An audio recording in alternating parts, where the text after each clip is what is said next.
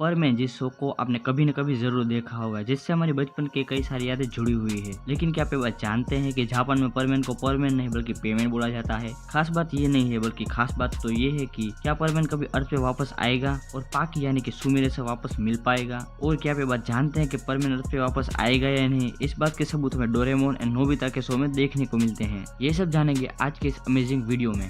परमैन, Doraemon, पजामा man और Ninja हथौड़ी और ऐसे 30 से भी ज्यादा एनिमे जिन्होंने हमारे बचपन को अमेजिंग बनाया है। इन एनिमीज को बनाने वाला एक ही क्रिएटर है जिनका नाम है फुजिको फुजियो। तो चलो अब हम बात करते हैं परमैन के बारे में, जिसका आप लोग कब से वेट कर रहे हो। परमैन जिसका पहला एपिसोड इंडिया में 1983 में आया था, जबकि जापान में परमैन को साल 1966 से ही रिलीज कर दिया गया था। परमैन में मेनली 5 परमैन है। नंबर 1 का नाम है मित्सुओ, जो कि एक 13 साल का लड़का है। नंबर 2 का नाम है बूबी। तीसरे का नाम है पाको।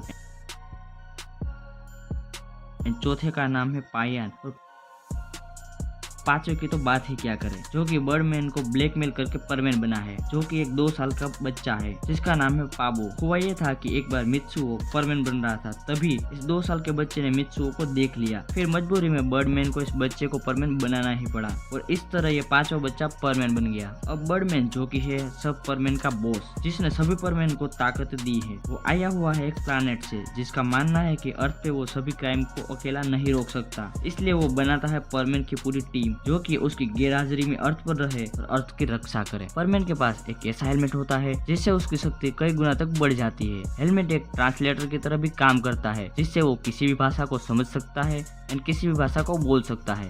वो तेज भी दौड़ पाता है और उसके पास एक्स-रे विजन भी है। हर परमैन को अपना एक रोबोट दिया गया है, जिसकी लाल नाक दबाने से वो उस जैसा बन जाता है। इस रोबोट को परमैन को इसलिए दिया गया है कि जब परमैन काम से बाहर हो तब ये रोबोट उनकी जगह ले सके। क्या परमैन और डोरेमोन कनेक्टेड है? तो हाँ, डोरेमोन के कई सारे एपिसोड्स में आप मित्सुओ को देख सकते हैं, साथ ही आप डोरेमोन में सुमेरो को भी देख सकते हैं। जबकि दोनों ही एनिमे में टाइमलाइन का बहुत ही ज्यादा अंतर है। जहाँ परमैन में सभी कैरेक्टर छोटे बच्चे हैं, वहीं पर डोरेमोन में जब नोबिता बच्चा होता है तब सुमेरो काफी जवान और बड़ी होती है। अब हमारे मेन सवाल पर आते हैं कि परमैन जिसे धरती की रक्षा करने के लिए ही बनाया गया था, तो फिर वो धरती छोड़ के क्यों गया? जिसका जवाब मिलता है हमें परमैन के लास्ट एपिसोड में, जो कि इंडिया में काफी कम लोगों ने देखा है। जहाँ पर बर्डमैन मित्सुओ से रिक्वेस्ट करता है कि उसे उसके साथ बर्ड प्लेनेट पे चलना पड़ेगा और मित्सुओ परमैन बनकर धरती छोड़कर चला जाता है। लेकिन मित्सुओ ऐसा नहीं चाहता था, इसलिए वो उस रात को पूरा समय अपने फैमिली के साथ रहता है और दूसरे दिन अपने माँ से मिलकर अपने जगह पर अपने रोबोट को रखकर चला जाता है। जब परमैन धरती को छोड़कर बर्डमैन के साथ जाने ही वाला होता है,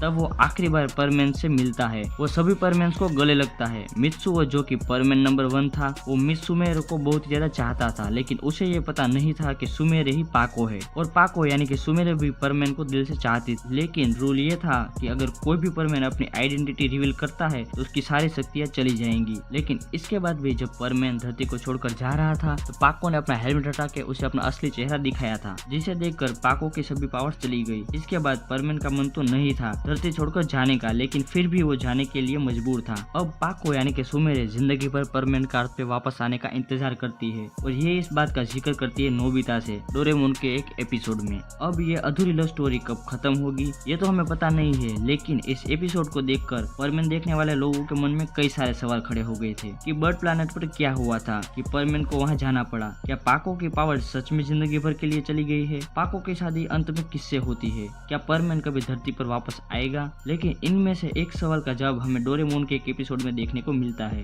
जिसमें एक यंग और डेसिंग सा लड़का जो कि बिल्कुल परमैन की तरह दिखता है, वो आसमान से आता है और सुमेरे से मिलता है। अब आगे शायद परमैन के और भी एपिसोड्स आ सकते हैं। आपका क्या मानना है? अपना ओपिनियन नीचे कमेंट बॉक्स में जरूर शेयर करना और अगर ये वीडियो अच्छा लगा हो तो लाइक करो, इस वीडियो को शेयर करो, इस चैनल को सब्सक्राइब करो। चलो मिलते हैं नए वीडियो में।